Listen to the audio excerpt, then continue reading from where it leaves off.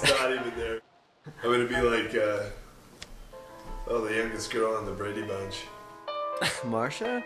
No, the youngest. Cindy. Cindy. Remember when she went on TV that time and she just stared at the red light?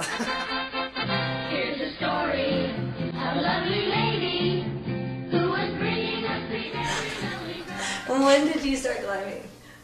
When I was 21. 1991. And what was climbing like in 1991? What was cool? People were climbing on ropes. And I climbed on a rope for like 2 weeks. And then my buddy got dropped by somebody in the gym, like 25 feet. And at that point, we were just like, fuck this, you know, and we got John Gill's biography. And we read that, and we got all psyched on bouldering and just ditched the ropes. And what was bouldering like then? That was pretty early on. Were there crash pads or anything like that? No. No. Nope. So when did the crash pad come around? That would have been 95. Clark brought down his first prototypes. What was spotting like before there was a crash pad? Shit, I bouldered for 4 years without a crash pad. And got a lot of bruised heels, and it sucked. But I didn't know any better. But spotting without crash pads? I don't know, I probably sucked back then. Like the majority of spotters nowadays.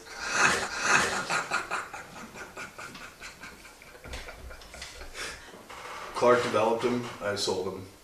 And then I had the cool job of hooking everyone up with free gear.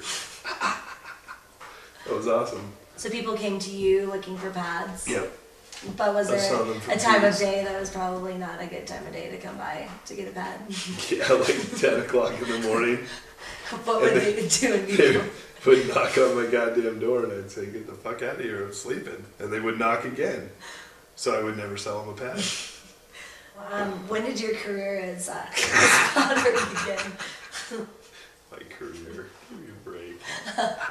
And the famous Sharma spotter, right?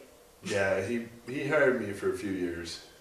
What do you mean he hired you? He didn't. You guys all thought you were sponsored climbers getting paid. Well, I was getting paid for spotting. Shit. Ooh, I'm trying to ignore. don't look at the red light.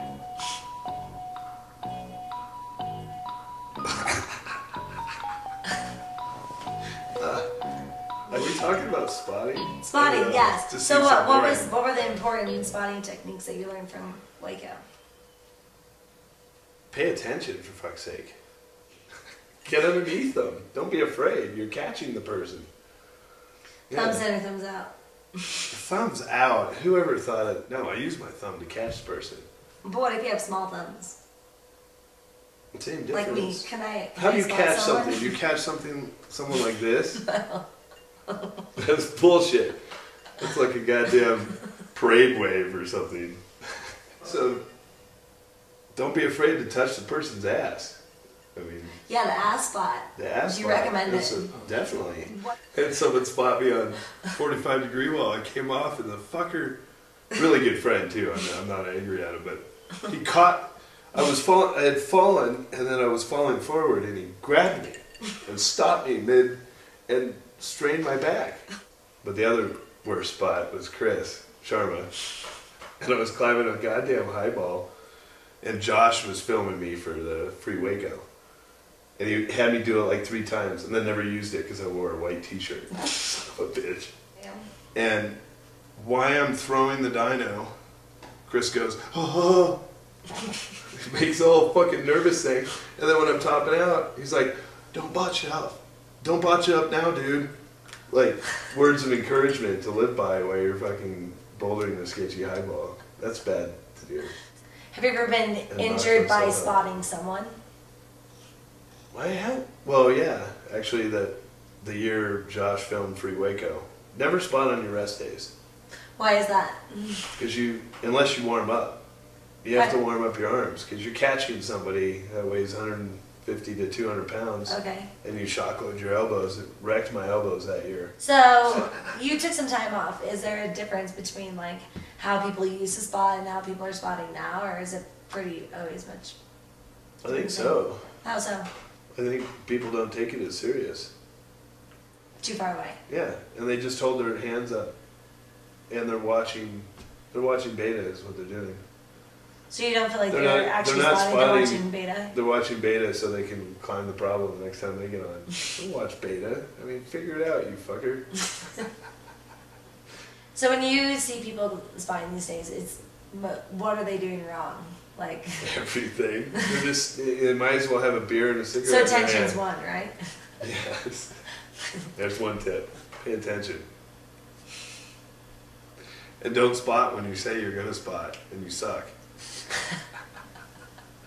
Well, I spotted a friend of mine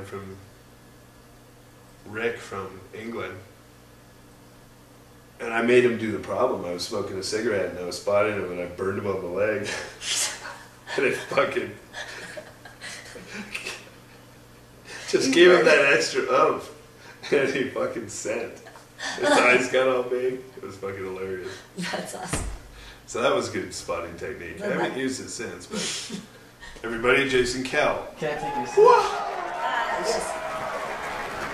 Hello, sir. Good Hi. to have you here this Nice to evening. meet you. Nice to meet you too. Yeah, thanks for coming over. We've heard about your exploits. My main question I'd like to ask you is, if you were able to spot yourself, do you think this would enable you to climb 2 to 3 grades harder than you climb now? Shoot. Probably because I'd be pushing myself up the wall.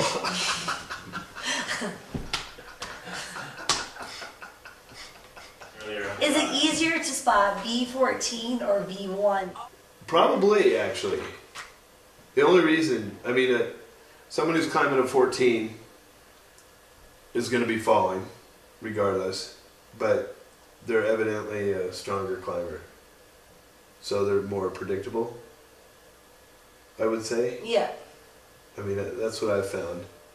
I mean, and someone who's climbing a V1 and needs a spot is probably shaking and doing all this erratic shit that it's hard to tell when they're going to fall. You know, you can kind of tell when a V14 climber is going to fall. Have you ever had anyone come up to you and say, hey, are you that spotter? Or hey, do you know Chris Sharma? Or Yeah, shut up, you know the answer to that. shut up. I have to ask it.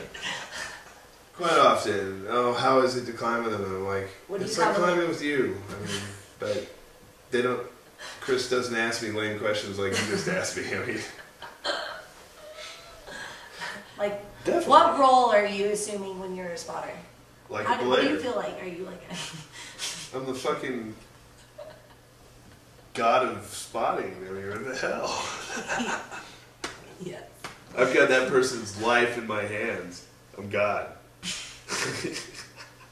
All right, what are the best crash pads out there right now? God, that's so hard to say. Honestly, I would say Revolution. Why? But I hate the name. Clark, you're an idiot. Bring back Cordless. Revolution, the whole gun thing. Come on, dude. People are climbers are a bunch of vegetarian tree huggers. You think they want to shoot each other? But yeah, he does make the best pads. Quality. Yeah. The material. Easy. I mean, the Revolution pads are awesome because they have the Velcro, which you would think wouldn't work, but it fucking works awesome. Yeah. You get to, and you make a cool sound when you get there. It's fucking rad. Does it make you feel like you're part of a cult? Makes me feel like I should have a gun. Is there anything I haven't asked you that you'd really like to talk about spotting? No, but fuck the grades, people. God damn. Just go out and have fun.